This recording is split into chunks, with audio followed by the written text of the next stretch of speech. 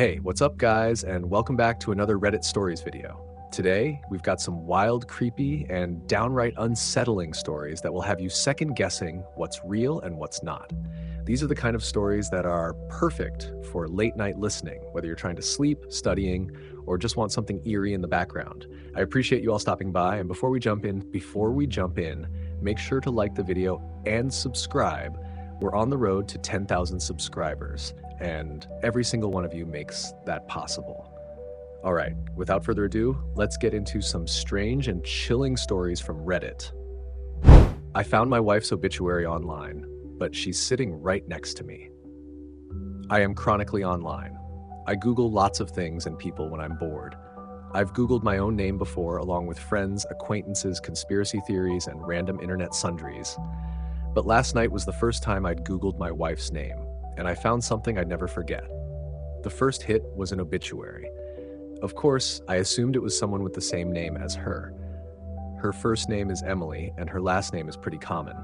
Not going to share it here because I don't want to be doxxed. But I clicked it anyway, just out of curiosity. My heart fell through the floor when I saw a photo of my wife on the website. Blonde, highlighted hair, dark eyes, and the dates matched up too. 1986-2012. According to this obituary, she died when she was 26. I met her when she was 27. There's no way, I thought. This must just be someone who looks like her, with her name and her birth year. But I knew it was too many coincidences to be wrong. When I read the actual obituary, it only cemented things for me. It mentioned her love of horses, her volunteer work at a soup kitchen through her church, and her work as a biologist postdoc. So many details matched up, there was no way it could be a coincidence. "What you looking at?" I jumped as my wife came in from the kitchen and sat down next to me.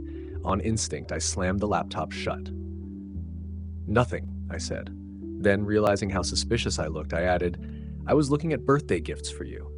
For a second, her face froze, and I was worried she wouldn't buy my lie. But then she smiled, that warm smile I loved, crinkling her eyes at the corners.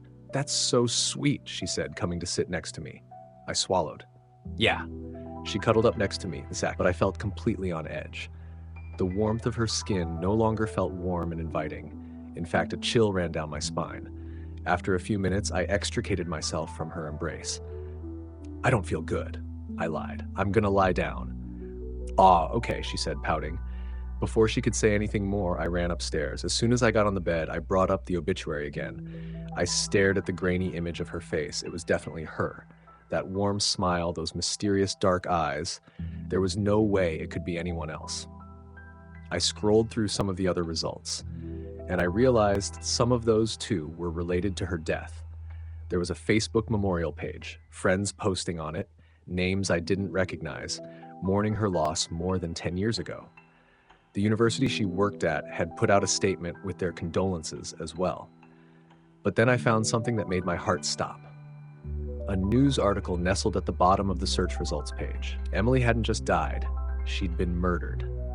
My jaw hung open as I read the news article. Phrases popped out at me.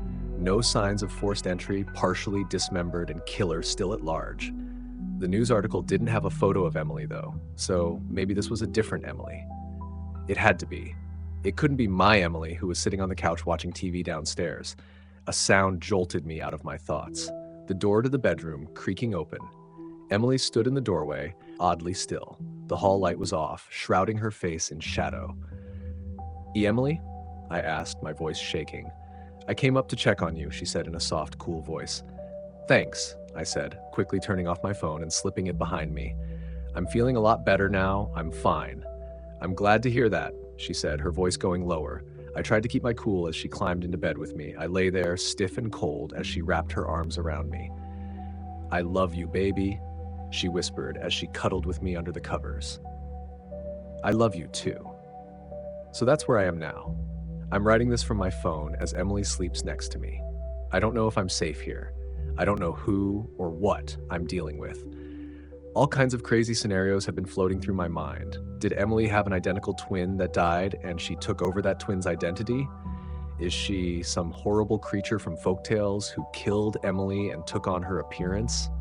The more minutes that tick by, the wilder my theories get. None of them make sense.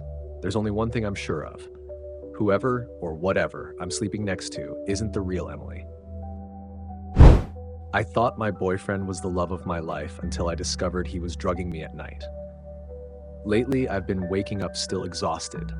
Even if I went to bed early, I'd wake up feeling like I haven't slept in days. Trying to get out of bed for work was almost impossible, which was strange for me because I was always a high-energy sort of person. A few hours of sleep and I was always good to go. I was at a loss as to what was happening. After a barrage of tests, even my doctor couldn't find anything wrong with me. The only recent change in my life was my boyfriend who had moved in, and I was sharing a bed for the first time in my life. Stephen was the first love of my life, and this was my first serious relationship. I didn't want to spoil things by making him sleep in the spare room. I liked having Stephen around. He made a real fuss over me, and he would bring me chamomile tea every night before bed. The pain in my hip was sharp and pulsated up the right side of my body. I jumped from my bed and nearly collapsed to the floor as I struggled to get to the bathroom. "Stephen, can you get in here?" I cried. A big dark bruise covered my hip as if I was assaulted in my sleep with a metal bar. "What's wrong?" Stephen said as he came rushing into the bathroom. "Did I fall out of bed or something?" Stephen had a weird expression on his face. I could swear he looked guilty about something. "Probably. I don't know."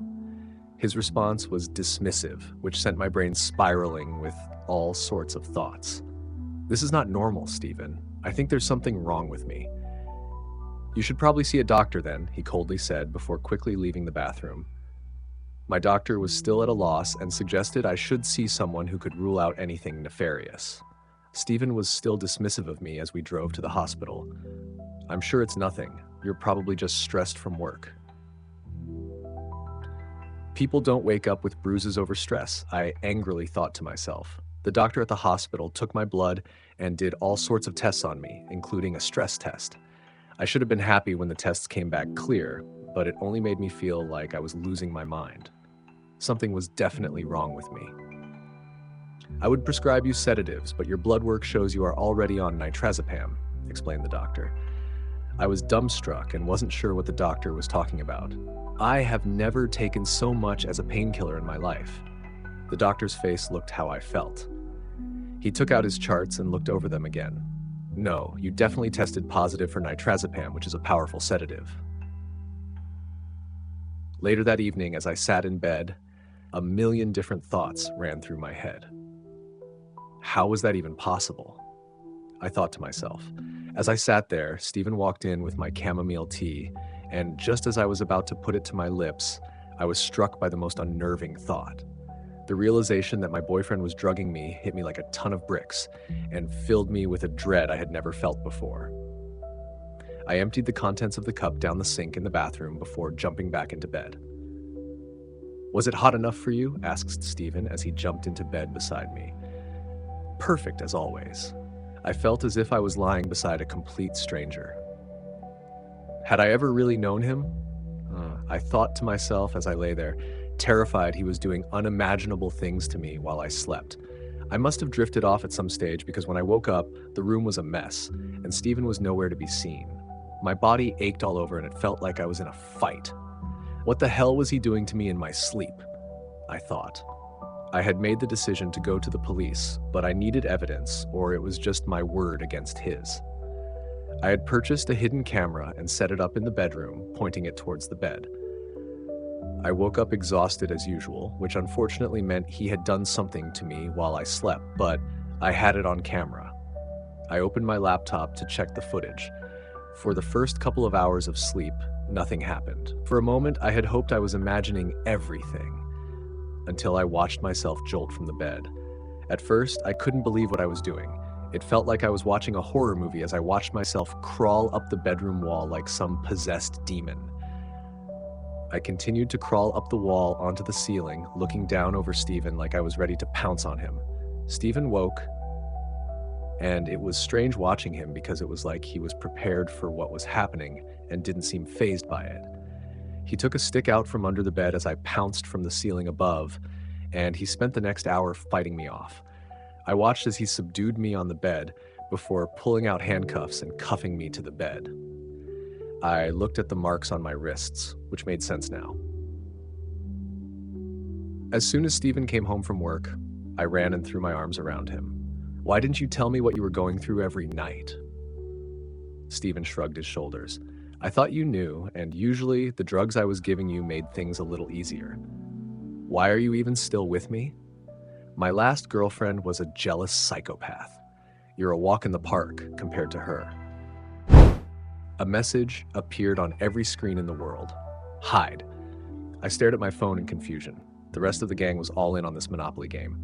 "I swear to God, if you get free parking, I will literally kill your stupid face," said Evelyn. Ravi rolled the dice in his hands. "Come on, sweet baby Jesus, I just need a 4. He dropped them onto the board. "Fuck," he said, probably biffing at it like always. I tried to make sense of it. Just a word on my screen, black text on an all-white background, a rather classical-looking font. "Hide, hide." I tapped impatiently on the expensive black rectangle. The text wouldn't disappear. "AJ," Evelyn called, like a teacher busting a student. "You're fucking addicted. Play board games like a normal human adult." "Yeah, sorry." A few more desperate finger pecks at the screen, then I turned to holding the power button down for an extended period. With my free hand, I grabbed the dice, rolled a 3, and landed on B&O Railroad. After 2 seconds of thought, "Nah, fuck railroads," I said. Of course, we weren't animals. If someone didn't want to buy a property, that was fine. No auctions or any of that nonsense. House rules. Back to the phone as Hero, on my left, took the cubes and prepared to drag his sorry little shoe across the side. Go to collect his $200. A minute with the power button didn't do anything. We were entering factory reset territory. I contemplated borrowing Ravi's laptop to Google whatever the fuck this might have been. I felt the apartment rumble, albeit just for a split second, as if we were on the edge of an earthquake. I tensed briefly. The background noise from the TV, "No One Wants This," autoplaying on Netflix, disappeared, followed by the faint sound of static flickering. Ravi was the first to get up. "I don't," he said, speaking slowly as if not to jinx it. "I don't think that was an earthquake." He examined the TV, confused at the outage. He checked the wires. "Shouldn't be the breaker. I don't have that much stuff plugged in, do I?" I grappled with the sad, likely hacked state of my phone and that weird word staring me down. "Damn, that's fucking weird," I heard Hero say, half laughing. Head lifted. "What?" I asked, catching Hero turning his phone toward me. His home screen, too, had been replaced by black text atop white. "Hi!" Evelyn, as anti-technology as it comes, had properly clocked this reprieve as her time to quickly respond to long outstanding texts. "The fuck?" she said. "What is this?" At my confused look, bordering on scowl, resting scowl face, she flipped her phone around to show me the damage. It was the same on hers. I grew a bit nervous. "Ravi, where's your phone?" I asked him. "I'm sure it's somewhere," he said, still tinkering with the TV. Likely not due to any of his troubleshooting, it flashed back to life, the red power light at the base blinking steadily. A simple message now appeared on the big screen. "Hide?" Ravi asked, grabbing the remote and pressing buttons to switch back to Netflix, but nothing was registering. "Dude," I said. He turned around. I showed him my phone. Hero and Evelyn showed theirs. He looked back at the TV, then at us again. "Wait, how is that possible? Is that like an Amber Alert?" Hero asked. "I mean, I guess, but that's a push notification. This is like completely overtaking the screen." Ravi's brows furrowed. "On different hardware, too." "A hack?" I asked. He shrugged. "That's kind of a weird hack, no?" "Government experiment?" Hero again. A thought came over me. I walked to the balcony, slid the door open, and stepped out onto it. Eye of Sauron, the city, from Ravi's 14th floor apartment. In the neighboring apartment towers, most of the units had blinds down, curtains closed. The few unshuttered, however, I felt like that guy from Rear Window, contained strangers staring, perplexed at their phones, at their computers. The sides of bolted-to-the-wall TVs, barely visible to me, displayed the same white background with text atop it. What I was seeing, everyone else was seeing. The others joined me on the balcony. "Whatever it is, it's at least hit this block," I said. I looked down at the city streets, most of the people below caught in a similar holding pattern of standing frozen, heads fixed to their devices. "I guess we don't have anything to call the cops with?" Hero. "I'm sure they're aware." Me. "Maybe wait it out until they fix it?" Ravi? I nodded. And yet, I could tell Evelyn was a bit perturbed, forcing magnetic thoughts to imbue her silence with weight. Thoughts? I asked her. I mean, should we do it? She asked. Do what? Ravi. Hide. Her again. Hide where? Ravi again. I don't know, she said. I mean, we're already in my apartment. I'm sure that's good enough, right? He said, a pause. Let's not lose our heads, Ravi continued. This is nuts, but it's not like literally hide, right? Hero clicked his fingers. What if it's viral marketing, like for a movie? Hero with the necessary but unintentional levity. Hacking our phones so we can't use them? I don't know if that's in Lionsgate's purview, man, I said then, head turned to Evelyn. But hide? The flicker in her eyes more than meant that she'd sided with the light bulb in her head. She returned to the inside and got to exploring Ravi's apartment carefully. What are you doing? Ravi asked, trailing. Hero and I followed. I don't care if I look stupid. It could be a warning. Maybe something is happening, she said. We're in a box, basically, said Ravi. We're fine, Ev. But the fucking thing, she motioned to the TV, then to her own phone, says hide. Maybe it's that literal. She continued scouting, finally settling on the sliding closet in Ravi's room, the best she could come up with in his 600 square foot quarters. I'll do here unless you think there's better. Evelyn, Ravi stressed. She shuffled in, past hung garments, scooching to the end to make space. I'm gonna close the door soon, and if you're all really my friends, you'll join me. Awkward silence until Hero chimed first. I mean, guess it's good to be safe, right? He went for it, second-guessed for a second, then committed to entering. You guys get the luxury of laughing at me forever if I'm dumb. Win-win, she called while Hero wedged in beside her. A compelling argument, certainly.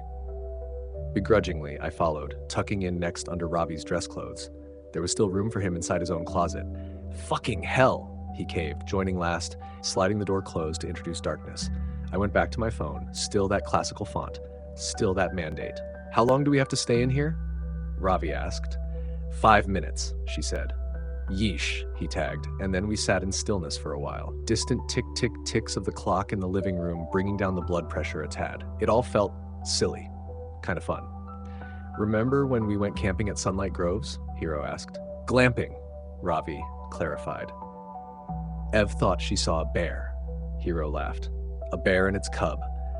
It was dark. It fucking looked like bears, she said, half laughing herself. I heard noises too. Bears at Sunlight Groves, he said again. Saddest patch of trees in America. Guys, shut up. We're here, so let's commit to the bit. Before the conjuring doll gets us, said Ravi, surprisingly not bitterly. We kept our traps zipped for another minute, eyes at my phone again. Hide. Nonsensical. All of it, really, but in a way that was starting to sit more and more uncomfortably for me. What do you think it is? Hero whispered. I shook my head. Evelyn with a light shrug, Ravi with a deep inhale before speaking. I mean, obviously sophisticated, he said, voice low. Like it's obviously something. I waved my phone.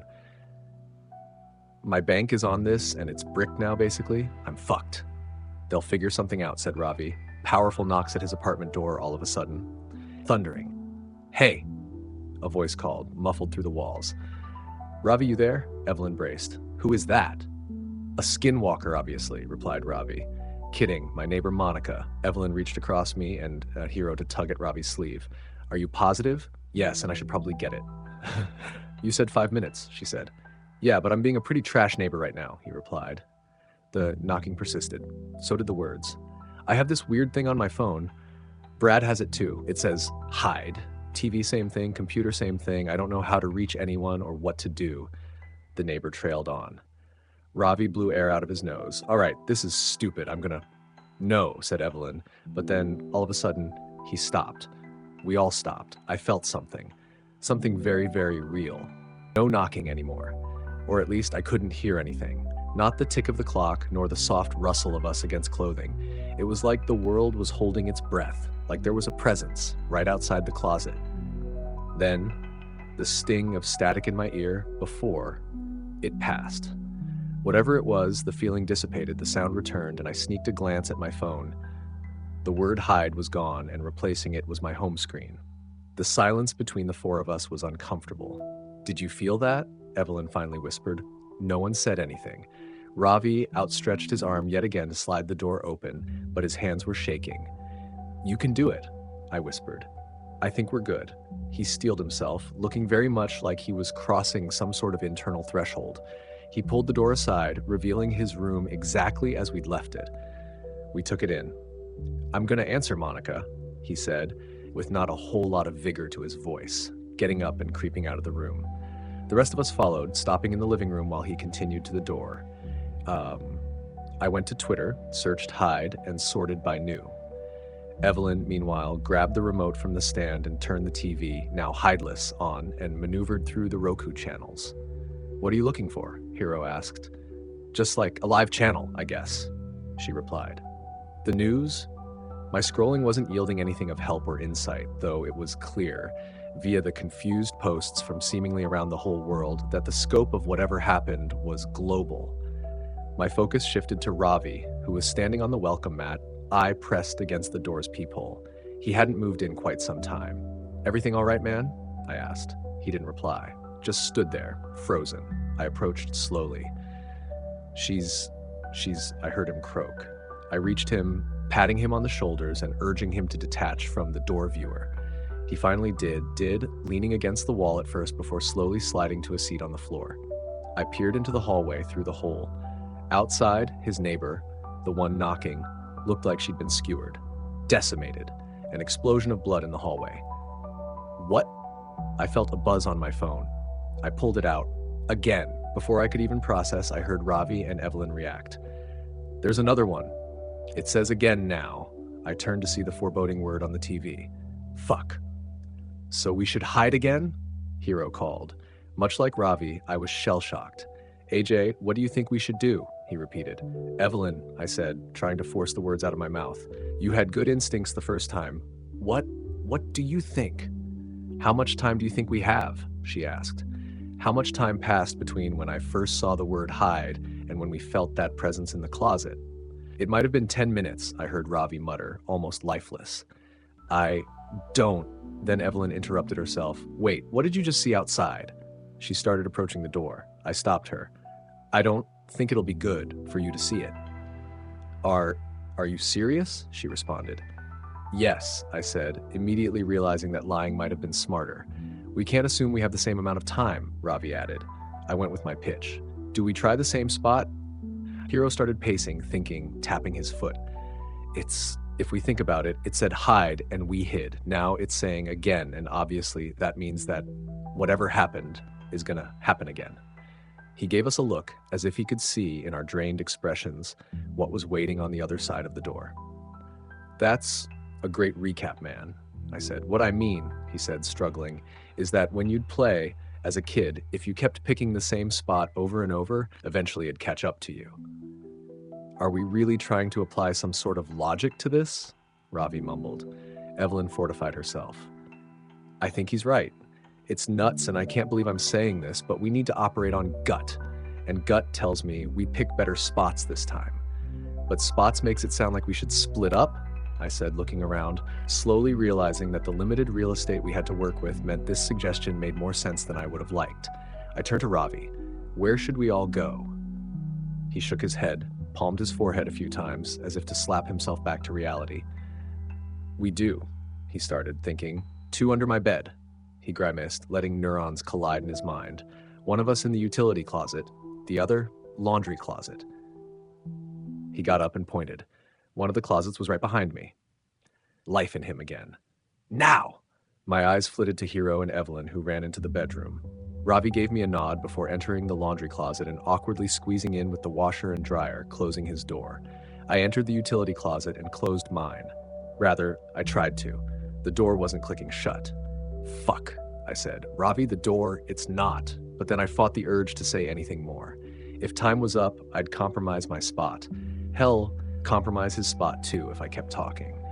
I tried a few more times to get it to close. Then I committed, terrified out of my mind, to gripping the handle and holding the door shut. I tried to keep my shaking hand and quickening breath in check as the silence overtook again.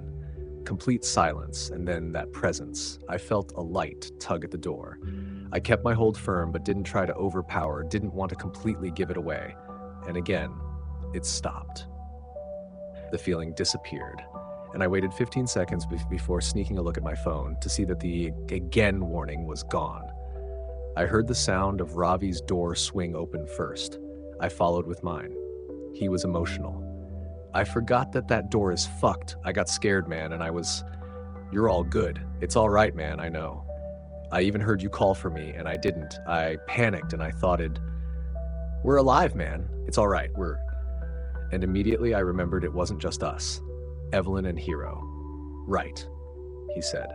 We rushed to his bedroom. Nothing, at first. The two hadn't emerged yet. For a moment, the horrifying thought that we'd be pulling their corpses out from under the bed rushed past me. Guys, I said, coast is clear. Quick. Silence. For quite some time before they finally shuffled out in one piece, alive. As they shifted from crawl to bend to standing, I wanted to hold them. Hold everyone. For just a second, I felt a newfound appreciation for life and their faces and personalities. Another buzz on my phone. I took a look. Break time. I let out a sigh of relief and showed the message to the others. I guess that's good, Evelyn said. A second to catch our breaths after this fucking craziness. But then what? Ravi asked. Is this just going to continue? We walked into the living room together, nervously. We haven't even gotten a single second to wrap our heads around this, Evelyn again. Something in me didn't seem right. I didn't feel good. Hey, Ev, how'd you know that we should have stayed in the closet for 5 minutes? Hero asked somewhat pointedly. I clocked minor annoyance in her face at the question. I didn't know anything. It was a guess. But I mean, yeah, you guys were fucking lucky I was here and pushed for it. Because fuck, were you all being stubborn. Hero wore a strange expression as he looked at her. All right. Sounds like you want to say something more, she said. Why would I? What makes you think I'd... Ravi interrupted Hero by stepping between the two of them. Holy hell, keep your heads on, people. But as he said it, and maybe it was just an aberration in my mind, but I couldn't help but feel something significant stir within me, something really inflame, as if even though his face was straight, he was concealing some sort of inner smile at what was happening. Hero, I think you're focusing your skepticism in the wrong direction, I said. Ravi's expression turned irritated, which all but confirmed it for me. I don't know if you want to be mad at the person that saved us the first time, I said, trying to make a point by motioning to Evelyn, but as I looked at her, something felt wrong there too. I contained it. Or rather, the person who wanted to open the closet door. And then something even more obvious hit me. Wait, Ravi, you tried to kill me.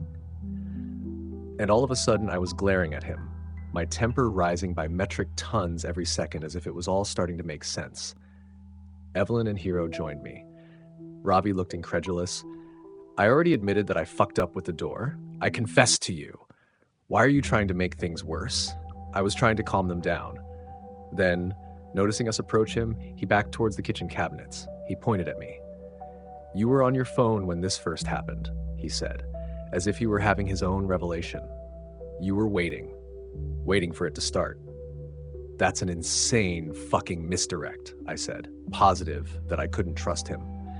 But as my eyes turned to Evelyn and Hero, I realized I couldn't trust them either. Couldn't trust anyone. Still, Ravi absolutely needed to be the first to go, the first to be disposed of. He grabbed a knife from the cupboard and held it out at us. And only the smallest thought in the back of my mind was telling me that we were being toyed with, that it was so incredibly obvious that whatever this was, it had a handle on us. But unfortunately, that understanding was academic for me at best, as I kept finding string after string of thoughts and emotions connecting, everything adding up, the logic sound, my emotions inflamed. Break time, Evelyn said. It's breaking us. Of course, she would know that, though, if she were in on it. We all looked at her. I watched for sudden movements from any of these traitors, these bastards. Even a millimeter shift wouldn't get past me. It's overriding us. It's flooding us with anger that isn't ours and real as it feels. She faced her phone at us, beckoning us to read it clearly. Break time. We can't fall to it. And that small, grounded part of me took over, even though I was sure with everything in my soul that she, Ravi, and Hero were the source of everything that was happening. Ravi's grip on the knife tightened as he and the rest of us remained in the bizarre equilibrium of our four-way standoff. It's all of you, I thought to myself before I felt a lightness overtake me. like an insatiable hunger fading or extreme fear dissipating when you realize that noise in the other room wasn't a person, but rather something knocking over. My feelings of unrest and paranoia were gone. My phone screen once again returned to its default background. It was hard to describe how I felt now. Lucidity. Shame. I looked at Ravi sadly. His head hung low as he put the knife back in its place. Hero turned to Evelyn first. "I'm sorry," he said, then to Ravi. "Sorry. Sorry, guys." Ravi. "I'm sorry. Me." "You're welcome, assholes." Evelyn. "We deserved that." "That was fucking insane," Ravi said. "Like a fucked up roller coaster ride," said Evelyn.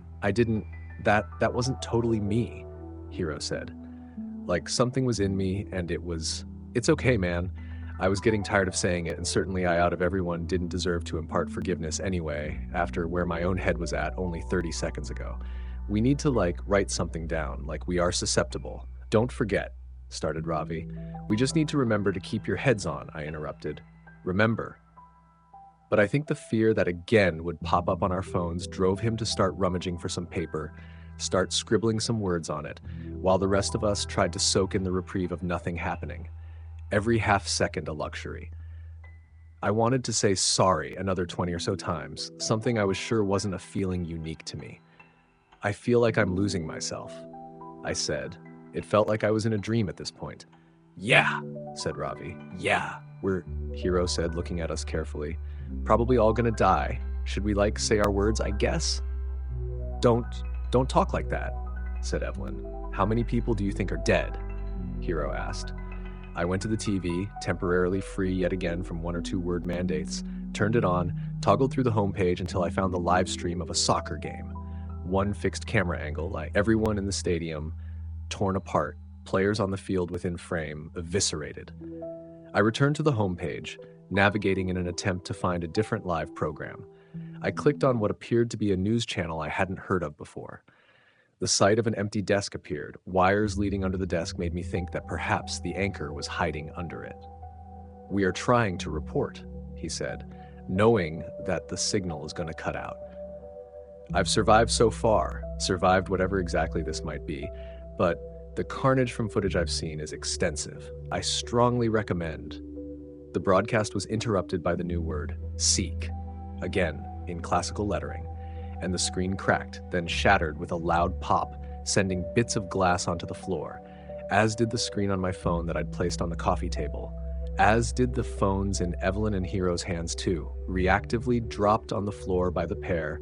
A weak bounce before settling. I panicked. "Seek, seek," I said desperately, trying to jolt my brain to the task. "Maybe something out of place?" Evelyn said. "What if we have to find what's killing everyone?" said Hero. I started, but I couldn't even muster up a close to the sentence. I ran to the balcony outside to see if there was something obvious to look for, in the sky, in the city. What I spotted on the neighboring high-rises was blood-stained curtains, unrecognizable bodies where blinds were lifted, and, as my eyes darted from spot to spot, a lead. A small TV in one of the apartments. The screen looked unbroken. A word on it I couldn't make out.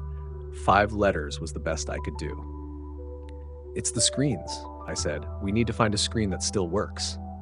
I ran back into the living room. "Does anyone have binoculars?" They all looked at me. "Why the fuck would anyone have binoculars?" Ravi asked. There's a screen, I think, in one of the other apartment buildings. It's working. There's a word, but I can't see it. We need to find another one. I don't know. I ran into Ravi's office. Computer screen broken. Fuck. Grabbed his laptop. Shattered. Nope. I nervously tapped my chest with the fingertips of both of my hands while the rest desperately searched for something viable too. Did I have to run to the other apartment? Would there even be enough time? How would I even get in? And then, like a bolt of the blue, it hit me. "Ravi, where's your phone?" His voice was a little confused. "I don't know, man. I lose it all the time." "Find it." "You really think that's it?" "We're looking for a functioning screen. It's the only one we haven't ruled out yet." I turned to Hero next. "Check out the other apartments on this floor. See if any of the doors are unlocked. If they are, go inside. Check everything. Phones, laptops, TVs, doesn't matter. See if there's a message intact on any of them." "On it," he said, rushing to the door, opening it, freaking out at the body in front of it, nearly tripping. then composing himself and rushing into the hallway as the door closed behind him. We tore apart Ravi's apartment next. Couch cushions. Where do you usually lose it? I asked. My head peeked under the bed, peeked into counters alongside Evelyn desperately. I don't, man, he answered. It's stupid, but sometimes I literally just chuck it across the room. Helpful. Supremely helpful. In the bathroom, I looked in the medicine cabinet. Then, back into his room, to his closet, checking the pockets of all of his pants. I started to feel the inevitable looming. This was the one that was going to kill us, wasn't it? Love you guys, I heard Evelyn say almost under her breath, like she could feel it too. No tangible ticker counting down, but a feeling in my chest. A train closing in, with us tied to the tracks. Ravi running to the TV stand, looking behind, then under books, under shelves. And I was back in the living room again. Sure, there was nothing left. My eyes lowering to the painful game we'd started our deadly evening with. Monopoly.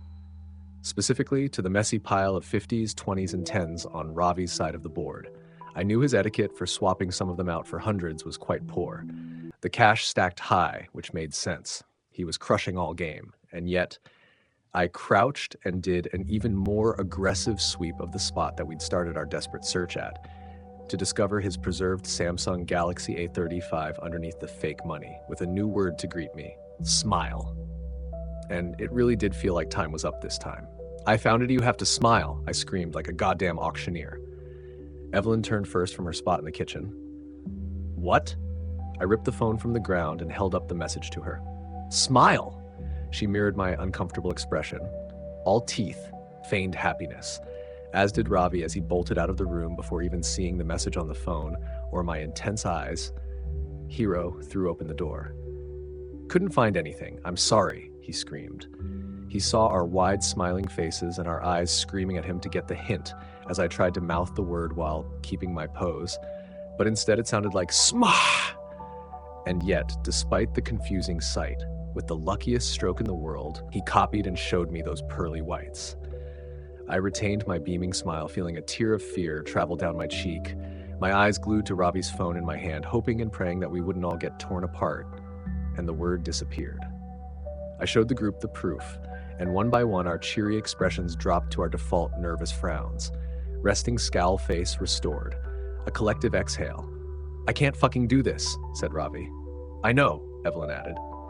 And unlike some of the gaps we'd been afforded in the past, I already spotted a new message on the single, remaining functional phone left in my right hand. Point to sacrifice. I could feel the group's eyes on me. I couldn't hide the misery. What? Ravi asked. Point to sacrifice, I said, barely legible. AJ? Evelyn asked. I tilted the phone so they could read it. I couldn't say the words any louder. My body wouldn't let me. Underneath the words, a timer had been running. One that was already down to 145, 144, 143 by the time I flashed them the phone.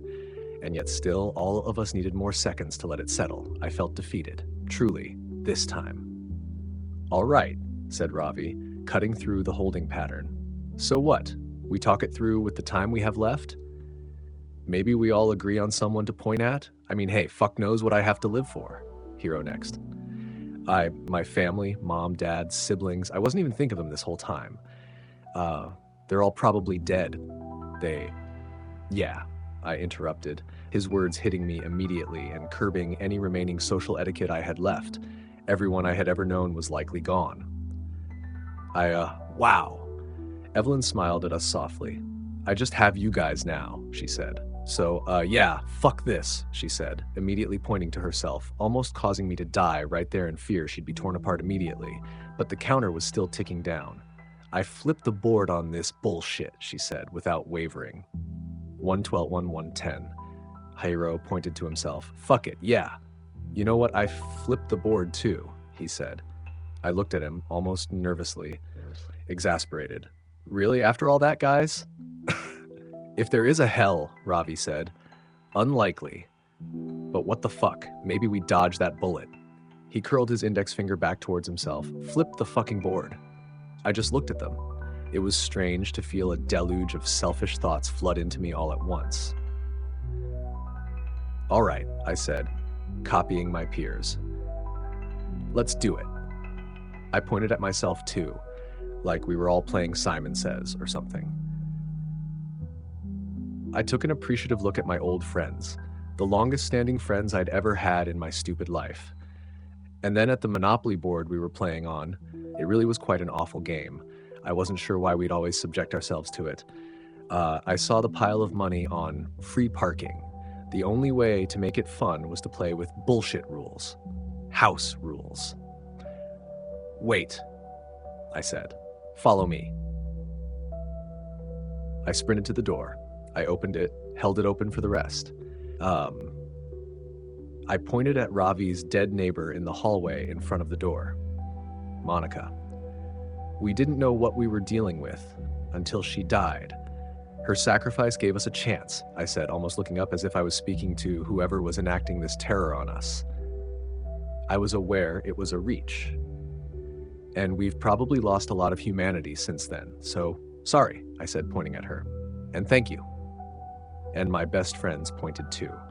A real morbid way to close things out, with a clash of sorry and thank you escaping them as what would likely be their last words. I had really interrupted what was quite a nice moment inside for this strangeness. House rules, I said. And then I prepared myself for it. Pain, then annihilation. But nothing came. Instead, Ravi's phone in my hand just read, "Good game," before defaulting to Ravi's homepage picture, a borzoi. He didn't even own one, he was just obsessed with that breed of dog. We stood there for 10 minutes, it felt, before we finally ventured inside, single file, like a group of polite zombies. I was unsure what to make of what had happened. What to do, who to check on, the state of the world, what was going on around me. I sat back down at the Monopoly board. The others, in an almost Manchurian candidate sort of way, took their spots too. I think it was my turn, I said slowly. I grabbed the dice. I rolled. It was a 10. I tapped my top hat icon on each square until I landed on Shortline Railroad. Do you want to buy it? Evelyn asked me. I thought about it for too long. Finally, sure.